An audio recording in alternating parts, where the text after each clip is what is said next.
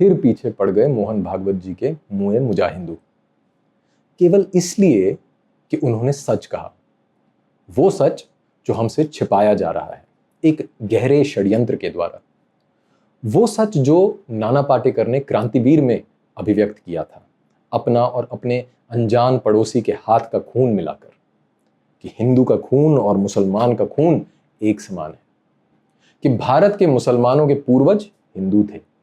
पता था ये आपको? नहीं ना? तो अब अगर किसी ने ये गूढ़ रहस्य सबके सामने खोल दिया तो आप उसे दोषी ठहराएंगे? आप कुछ भी बोलो, भागवत जी चुप नहीं होंगे और सदियों से चलती आ रही हिंदू मुस्लिम भाईचारे की प्रेम कथा को प्रचंड स्वर में सुनाकर ही दम लेंगे, क्योंकि वे मुखिया हैं भारत की प्रमुख राष्ट्रवादी संस्था राष्ट्रीय स्वयंसेवक संघ के, जिसे अंग्रेजी बोलने वाले लोग आरएसएस के नाम से जानते हैं। कुछ नादान विद्वान राष्ट्रीय स्वयंसेवक संघ को नेशनल सेल्फ सर्विंग ऑर्गेनाइजेशन भी कहते हैं, क्योंकि उनका मानना है कि राष्ट्र से ज्यादा इन्हें अपनी चिंता रहती है।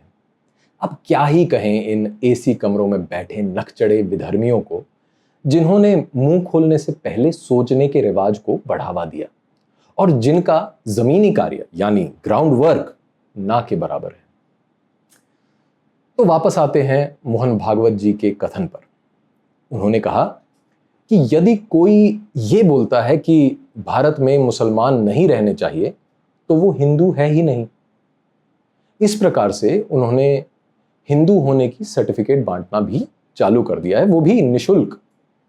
भले ही आप नित्य पूजा करते हो, एकादशी का व्रत रखते हो, शिवलिंग का अभिषेक करते हो, पुनर्जन्म में विश्वास रखते हो और चार धाम की यात्रा करके भी आए हो, एक विचार मात्र से आपका हिंदू अस्तित्व रद्द किया जा सकता है।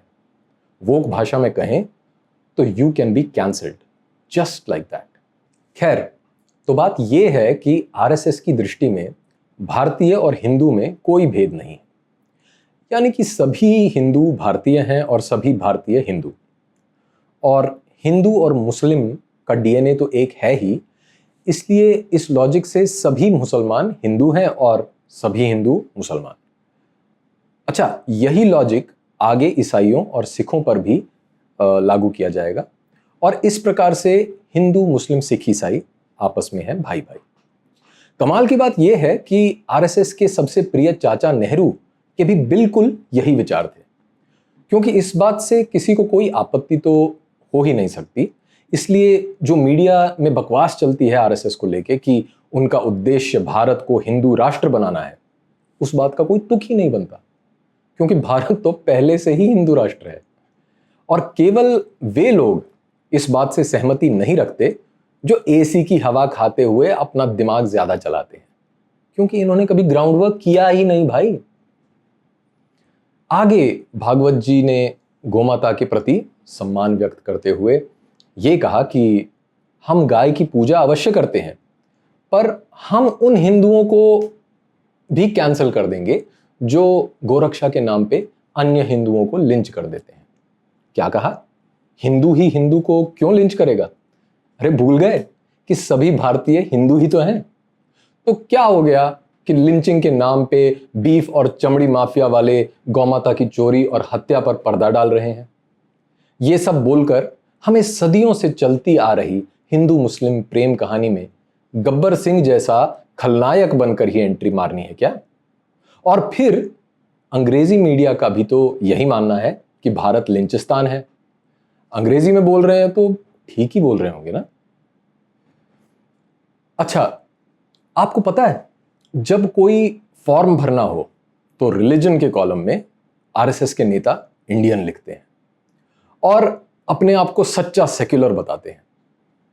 हिंदू और भारतीय में अंतर हो ना हो, पर सेक्युलर और सिक्युलर या सूडो सेक्युलर में धरती आकाश का अंतर है।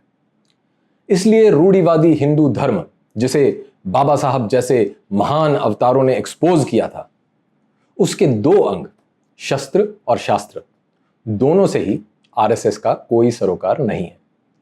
शस्त्र तो बाबा साहब की सीख के विरुद्ध है ही, क्योंकि वो बुद्धिस्ट बन गए थे ना।